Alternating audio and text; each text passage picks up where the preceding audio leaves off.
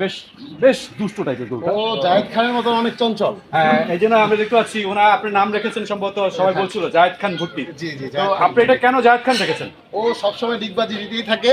আচ্ছা, আর ও তো অনেক চঞ্চল, সবসময় লাফালাফি করবে। এর জন্য আমি চিন্তা করলাম জায়েদ খান যখন ডিগবাজি দেয়, ও তো দিচ্ছে, তো ওর নাম জায়েদ খান রাখাটাই বেটার আমি মনে করি। আচ্ছা, আচ্ছা, আচ্ছা, নাইস, নাইস, নাইস। বন্ধুরা দেখতে পাচ্ছেন ভুট্টি একটু স্থির থাকছে না, সারাক্ষণ মানে সে অস্থির অবস্থায় আছে। তো আচ্ছা, এই গরুটা, এই সরি, এই ভুট্টি গরু যেটা জায়েদ খান ভুট্টি গরুটা আপনি তো এবার কোরবানির জন্য প্রস্তুত করেছেন। জি জি। তো এটা আপনি আপনার কাছে কতদিন ধরে আছে? আমার কাছে আপনার 1.5 বছর ধরে আছে। অনেক ছোট আনছিলাম, আচ্ছা, তো ও এখন অনেক সুন্দর হয়েছে, অনেক বড় হয়ে গেছে দেখতে। আচ্ছা, এটা বয়স তাহলে মোটামুটি 2 বছরের মতো। হ্যাঁ 2 বছরের, না না বয়স অনেক, বয়স অনেক না? বয়স অনেক। ও ভুট্টি গরুতে একটু বয়স অনেক হ্যাঁ, হয়, এটা অনেক বয়স। আকারে ছোট হয় সাধারণত। এটা বেশ আকারে ছোট, আপনারা দেখতে পাচ্ছেন অনেক ছোট আকারে। তো এই গরুটা বেসিক্যালি আপনি পালছেন 1.5 বছর ধরে। হ্যাঁ 1.5 বছর ধরে পালতেছে। আচ্ছা, তো এইটা আপনি দাম কেমন চাইছেন? এইটা দামটা তো বলা যাবে না।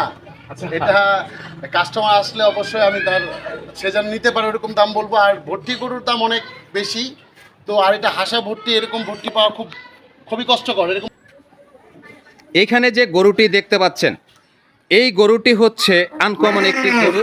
এই গরুটি ভুটান থেকে এসেছে বাংলাদেশে। এই গরুটির আনকমন একটি নাম দিয়েছেন ফয়সাল ভাই, এবং কি কারণে এই আনকমন নাম দিয়েছেন সেই বিষয়ে ফয়সাল ভাইয়ের সাথে আমি একটু কথা বলবো। ফয়সাল ভাই, এই গরুটির নাম কি? এই গরুটার নাম হলো আপনার জায়েদ খান ভর্তি। জায়েদ খান ভুট্টি। আচ্ছা, এই আনকমন নামটা কেন দেওয়া হয়েছে জায়েদ খান ভুট্টি?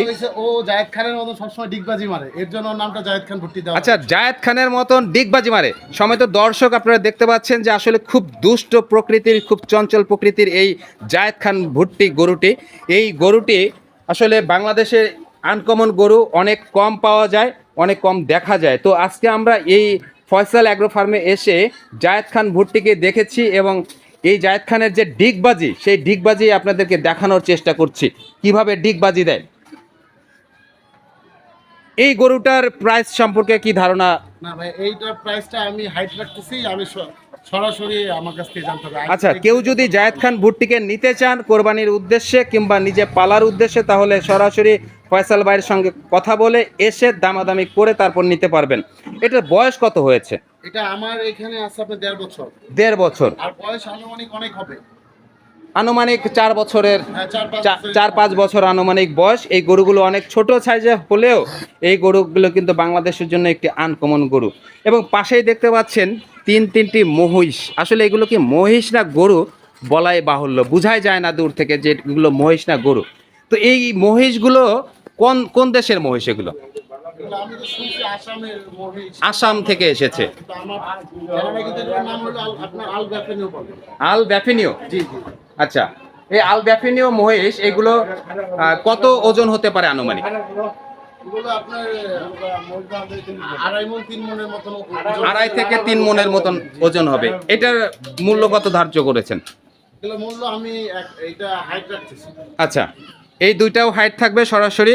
দর্শক, আপনারা যদি কেউ এই আল ব্যাফিনিও কিংবা জায়েদ খান ভুট্টিকে নিতে চান, তাহলে আপনারা সরাসরি ফয়সাল অ্যাগ্রো ফার্মে চলে আসবেন সাভারে।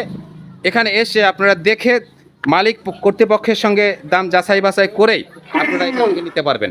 তো এই মুহূর্তে আজ এখানেই বিদায় নিচ্ছি। সবাই ভালো থাকবেন। আসসালামু আলাইকুম ওয়া রাহমাতুল্লাহি ওয়া বারাকাতুহু।